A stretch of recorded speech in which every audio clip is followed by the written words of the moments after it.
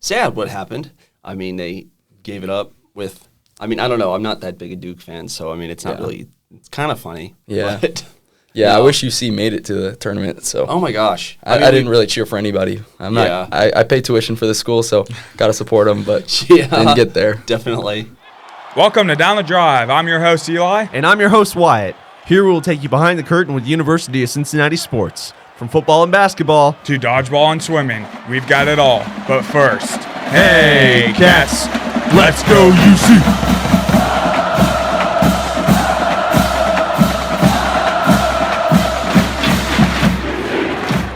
Welcome to the second episode of Down the Drive. I'm your host, Eli. And I'm your host, Wyatt. Thanks for coming and joining us today. Today we have with us Seth Elking, a cross-country and track athlete. I guess first, let's get started with the sports recap for Friday, April 11th. Yeah, so for UC baseball, they are coming off of a loss to Wright State. They lost 3-10. They will tonight at 6 o'clock. They will be taking on Arizona State here at UC. It is Fortnite night, so What? if you want to show up. Wait, hold on, huh? Yeah, Fortnite. It's so show up as your favorite skin. I'm sure there's a lot of festivities tonight and whatnot. And Saturday is Minecraft night, so dress up as chicken jockey. Yeah. Just kidding. Yeah, go crazy with all that. But yeah, coming off of a loss, they were supposed to play Miami. I do believe it got rained out like halfway through. Oh my gosh. So yeah, It's been flooding in Cincinnati recently. yeah, it's been really bad. Yeah.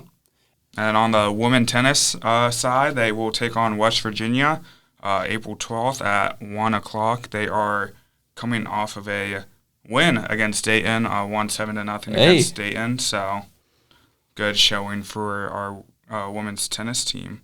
Yeah, definitely. At least we got one thing over Dayton at some point. Yeah, exactly. Lacrosse is coming off of a 10-1 loss against UC Davis. They take on San Diego State Saturday, April 12th at 4 o'clock. So looking to bounce back, but been a pretty good year so far for our women's lacrosse team. Yeah, no, definitely. How does sorry, I have a question about women's lacrosse. I don't know. Are they in the Big 12 or do they have separate conferences? I always forget this. Don't know. This is their first year. Like, I think they were in the AAC last year, but then a bunch of teams are now in the Big 12. So, like, it's not like the standard Big 12. Like, a bunch of teams from everywhere else are also in the Big 12 too. So, Okay. yeah. That just seems weird. I know we transitioned to the Big 12 once we went to the playoffs and everything. Yeah, I'm new to UC. Again, I'm a transfer, so I don't know, like, the whole politics or anything. Yeah. But, yeah, I was down in Savannah where there were no sports. I mean, there were sports, but it was NAIA, so it was completely weird. Yeah. And, like, we had, like, swim, and everything was super small and competitive. They were, like, the walk-on times for the swim team are, like, 22 seconds. And I'm like, dude, that's, like, 3 seconds faster than my PR in, like, prime high school. Mm-hmm. And I was just like, nah, I'm good. Yeah. Yeah, but having football and basketball and everything like that is really fun. Mm-hmm. So, well, Seth, we have you on today. You are a cross-country and track athlete, three-sport athlete for There we go. Indoor and outdoor track. Thank you for joining us today. Thank you. Yeah, thanks for having me. This is pretty cool. Yeah, of course, man. All right, I guess first and foremost, who's your favorite athlete that you got your eye on right now? Well, right now, I think it's pretty cool. I was just I'm not super into NCAA March Madness at all, but just finished up. Watching Cooper Flag is how young he is. It's pretty cool. Oh, yeah. It's just insane at the level he's playing at the age he is and everything. So that's very impressive. So Definitely. What team does he play for again? Duke, yeah. Nice. Yeah. Sad what happened. I mean, they gave it up with, I don't know. I'm not that big a Duke fan, so, it's not really, it's kind of funny. Yeah. But, Yeah, I wish UC made it to the tournament. So oh, my gosh. I didn't really cheer for anybody. I'm not. I pay tuition for the school, so got to support them, but didn't get there. Definitely. Yeah, it would have been cool. We just kind of sold at the very end there, but. Yeah, are you a big fan of Noah Lyles? Right, that's a track Yeah, athlete. yeah. Are you a big fan of his? He's pretty cool. I don't think he's done much racing this season. One of the big things going on in the track world, if you guys are interested, the new track league, Grand Slam track, they just started up. Really? Yeah, they're trying to compete with the Diamond League, who's the other major league right now. Yeah. So that was pretty exciting. A lot of good distance. Noah Lyles or any of the big sprint stars from the U.S. didn't compete, but they had their first meet in Jamaica. So oh, wow. that was pretty cool. Yeah. Dang. So there's a lot of cool athletes doing pretty impressive things early in the season there. Yeah. So the track season for pros is a little strange right now because so many different leagues competing and everything. Really? But, yeah. Dang. Yeah, it's like the Live Tour and the PGA right now, I guess. Exactly. Yeah, it's kind of like that. It's called Grand Slam. They're trying to make it like tennis slams. Oh, really? Yeah, that's kind of the idea behind it. Is that like for pro or college? Or yeah, both, it's just pros. So they have the Diamond League, which is the other major league, and then they have world competitions, U.S. competitions. Every country has their competitions, and then they have the Olympics, obviously. Yeah. Diamond League's not very popular. I'm sure you guys didn't really know about it before, but it's pretty big around the world. U.S. fans aren't too into it, so the Grand Slam is trying to get U.S. fans watching track for more than just the Olympics. So how does that work, I guess, for professional? Is it like just like track meets like for college and that kind of thing, or is it more? Or yeah, I mean, you don't have a team, so you're not going where your team goes. That's all you do in college, really. But it's just whatever agency you're in, and it's really up to the track athlete. So where they want to compete, just how much money they're going to get at each competition. Oh yeah, and then they can base their schedule for the whole year off of if they want to like break national records or compete and show up big at big national meets or something, or if they want to just chase money. So you can kind of do either way or balance those two. It's usually part of it. So oh dang, yeah, it's pretty cool stuff happening. Definitely. Yeah, I didn't realize. What is your workout routine like now, or like even in like high school, and how's that different? Yeah, so I actually didn't do the indoor season. I was coming off a stress fracture, so my mileage is not as high as what I would like it to be, like going into an outdoor season. But I'm running like 65 to 70 miles a week right now. Wow. 7 days a week. Trying to build back up. We'll probably only get back up to like 80 around over the summer, get ready for cross-country, longer distance races. But, 7 days a week, probably one long run, 2 workouts, 2 harder workouts a week. So all the other running is easy running. So no, for sure. What's your mile time kind of looking like right now? Yeah, so I would say I'm predominantly a miler, so that's my main event. Oh, yeah? I didn't run indoor. That's where you run the full mile. So outdoors, they run a 1,500 in college. I just opened up the home meet last week for 3:47. Wow. I think that's like a 4:05 equivalent for the mile. My PR is 3:44, which is like a 4:02. But we just opened up. We're getting started. I'm just getting back into running fast again. So, how long does the season go until? Yeah, it goes into, I guess, Big 12 conferences. I think that's May 12th. Mm-hmm. So it's coming quick. Just the end of April here, and then conference is the end of a season for a lot of people. If I make first rounds, that'll go on another couple weeks. But wow, oh yeah, it goes real fast. Oh, definitely. Yeah. Yeah, I mean, it seems like even in like high school. I mean, I was a thrower in high school. Yeah. Just to keep in mind, I was not good. I really didn't get it until senior year when I started to put on distance, and then like by the end, it was like, whoop, you're done. Yeah. But it's always seemed to go quick. Yeah, I mean, it started like time. February, and then suddenly it was like April, May, and then you're done. And it's like something to do in the spring, at least for me. I mean, for you, it was a lot bigger and better. I mean, how many records did you end up holding in high school? I have no idea, to be honest. 4 or 5, maybe. I'm not sure. Yeah, it was pretty fun though. High school, I feel like you feel more pressure because of those things. College, it's like you're really doing it for your teammates and your coach, and you don't feel like the school is like paying too much attention. So but I think the group we have is going to make some pretty big impacts though, in like the school history of things. Really? So it's pretty exciting. Yeah, definitely. Yeah, everything's moving up since we moved to the Big 12. So better recruiting, better competition. So that's good to hear. Just following along. Yeah, definitely. And if you couldn't tell, I mean, me and Seth go way back. I mean, we were friends in middle school, high school. Yeah. I mean, I transferred here last semester, and I mean, I was just walking down the street one day, and then he passed me, and it was after game day, and I was like, hey. Yeah, didn't realize you went here. So Yeah. It was totally random. I initially wanted to go to Ohio State. Okay. But they emailed me, and they were like, welcome to the film program. You're going to have to start over. And I was like, no, that doesn't work. Yikes. So I switched to UC, and they were very accommodating. So, yeah. And I really like it here. It's pretty cool. And actually having a campus, because at my other one, it was very spread out. I mean, they bought a bunch of old buildings, and it was like, yeah. What's the furthest you've traveled by bus? And, like, do you guys take planes? Yeah. So by bus, just because of, like, where Wake Forest is located, that's the one we're about to go to, actually. Oh, yeah. I think that's one of our longest bus rides as of last year because it's just the distance group. So we can take one charter bus. I think that's, like, 7 or 8 hours. Yeah. It's a pretty long bus ride, but You guys keep entertained?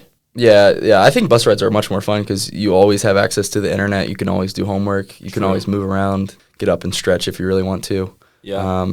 And it's just a lot of fun, team bonding. Like you're just having a blast, especially on the way back after you'd had a good meet. But we fly a lot now.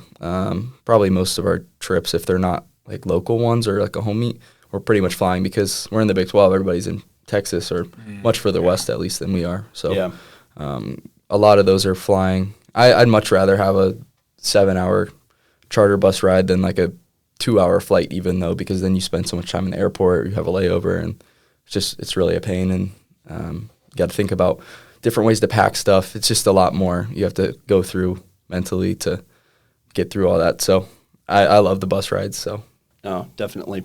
Any like crazy travel stories that you guys got? I've never lost anything in like luggage. I think when we were going to indoor conference, my coach, they lost his luggage, so he didn't have like any team gear or any shoes or clothes or anything. So he ended up just going to Walmart, I think, and off of the per diem we get for the trip, he just bought like a bunch of Walmart clothes. Oh my gosh. So that was pretty funny. He had like Walmart shoes. I don't know. That's one funny thing, I guess. Oh yeah.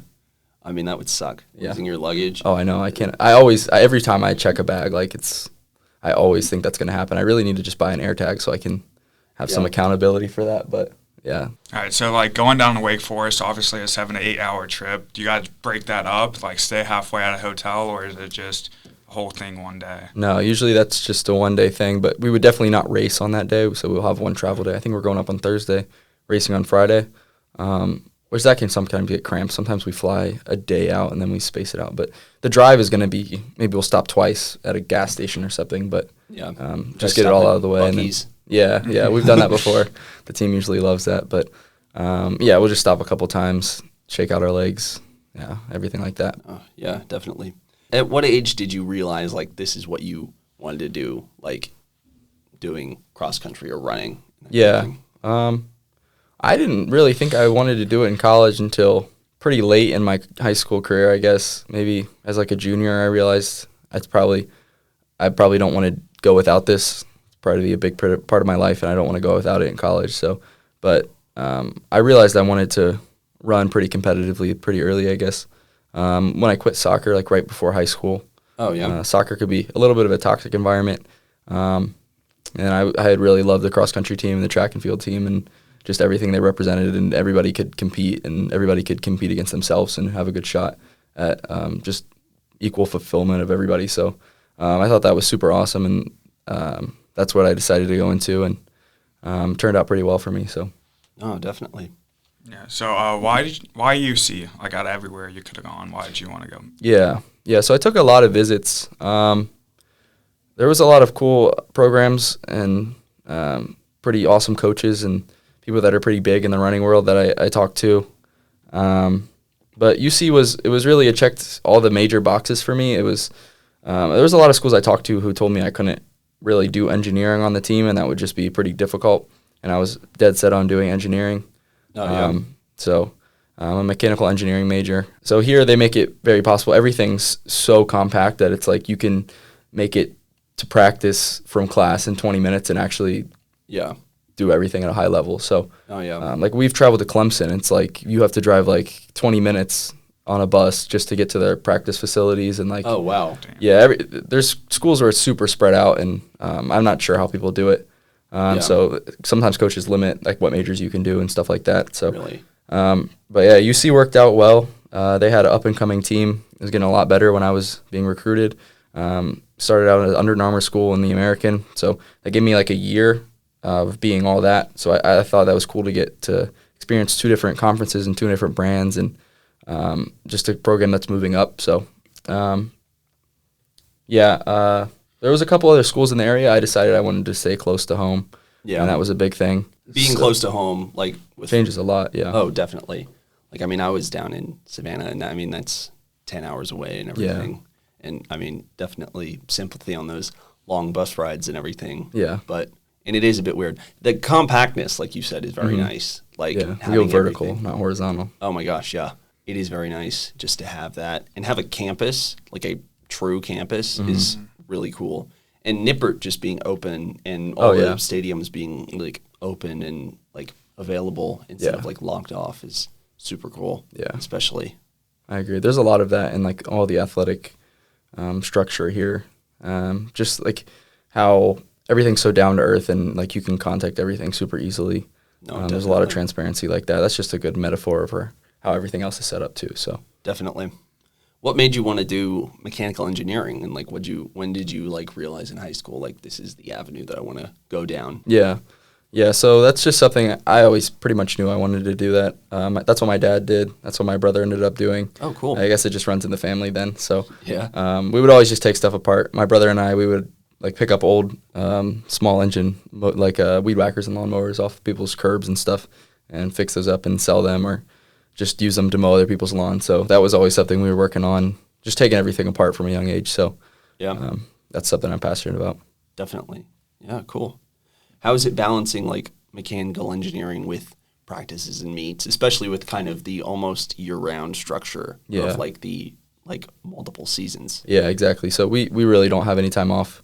Even in the summer, we're training harder. We don't compete, but we train harder. So and at UC, it's a little weird. That was one of the things that made me a little bit skeptical about coming to UC, is because of the co-ops built into the program. Oh yeah. So I have to co-op like over the spring or over the fall. I was doing cross country and I was co-oping.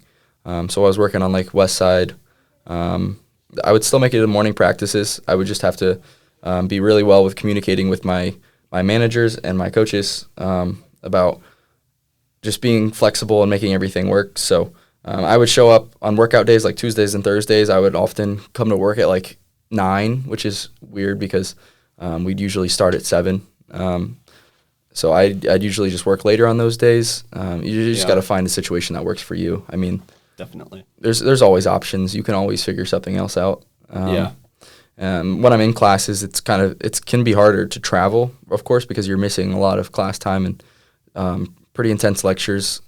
This late in engineering, the things you got to really be able to wrap your head around. So that can be difficult. It's just about communicating with the professor like early in the semester, telling him when you're going to miss, making up solutions, whether that is like making up quizzes later or having like some coach proctor an exam at meet or something like that. So there's never really like a one answer fits all for this. It's just every situation is different, and you can always find a way to kind of make it work. So no, for sure. Yeah, everybody's pretty flexible. So. Yeah. Any like crazy moments where you're doing an exam like at a meet? Like, have you had that happen before? I actually haven't done an exam at a meet. I just know that's an option. Usually my professors aren't a fan of that. I don't think they trust the athletic advisors or people to proctor those things. So I usually am able to make it up after. I've had some pretty stressful experiences with homeworks, though, just things that are due, other big assignments. We had a weather delay at Big 12 outdoor last year, and I was supposed to turn in this one homework assignment, and we just sat on a charter bus for like 3 hours at the meet. No. It was storming. I emailed the professor from my phone, and I was like begging for an extension. I think he gave me one because I hadn't asked for anything like that yet in the semester. So, but yeah, it can be pretty stressful at times. No, yeah, especially with like getting everything settled and with that. And it's cool that they understand, especially with such an intensive major as like mechanical engineering, which is very, it's very heavy. So it's good that they get you for that. Yeah. So what was the transition from high school to college like? Yeah, so for me, running 3 seasons, it's really just a lot of running. Like I was only running like 40, 45 miles a week in high school for the most part. And now it's just you're running at least 9 or 10 miles a day really, and then workout days are even more and long runs are even more. So it's just being able to run that much and dealing with how tired you are at first and how beat up your body is and transitioning to longer races too. So it's just a lot more running. Now in track season, I get to run the mile just like high school. So it's a lot nicer instead of the 8K cross compared to the high school 5K. Yeah. That's a huge difference. People don't even realize. Oh, yeah. That's pretty brutal. Especially with the terrain and that kind of thing. Yeah. Like in high school, I would never be sore after a 5K because really you can run a 5K so much more dumb than you can run an 8K. Like you can't get away with much in an 8K anymore. So my calves were sore for like a week, like in a different way than I'd ever felt after my first 8K cross. Oh, yeah. It's just, it's completely different. You can run a high school 5K cross pretty dumb and still get away with it and be pretty good. But in an 8K cross outdoors, you can't get away with much. Like you have to run it pretty well or you can blow up pretty hard or just have a pretty bad day. So yeah, definitely. How do you deal with like the difference between like the different seasons? I know you said you didn't do indoor cross country or indoor track this year, but like how do you do that change between cross country, which is cross country? It's not like you're running laps in a track. It's like, how do you deal with that? Yeah, so I think for our team, we're pretty miler based. Like a lot of our best guys in cross are milers. So we're using the cross country season as like time to build up our volume and build up our engines, our strength, like our overall aerobic fitness. And then we can bring that into indoor and sharpen it up a lot.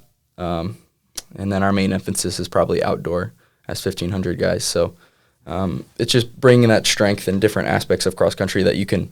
I mean, it's not like it's not useful at all. It's very useful, and it helps you a ton in track. That's how you develop as a runner. Is just running lots of miles over periods of time, and that's how you get really good. So running a lot in cross country, that brings in all that fitness into track, and then you're able to sharpen it up and get quick at those faster paces. So no, definitely. What was it like coming off like that stress fracture? Especially with the season. Yeah, that was tough because that changes my whole like normal routine of cross country to indoor to outdoor, and I actually had a stress fracture for like half of the cross country season. We kind of just ran through it.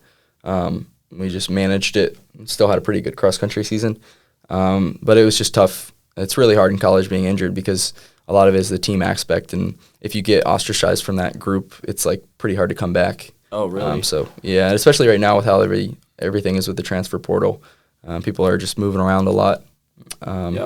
So it wasn't bad for me. I had pretty close connections with all the guys on the team already. So just missing one season too isn't too bad. I was able to get back, and I'm feeling pretty good now for outdoor. So yeah, like I know, like with just injuries and tracking that everything, like that can be brutal. Like I mean, Demi, my sister, she tore her ACL and she couldn't run like the 400, and that was in high school. Yeah, that's the worst. Just like stuff and a lot of stuff like that. And then she tore it twice more, but that's a whole different thing. Brutal. No, yeah.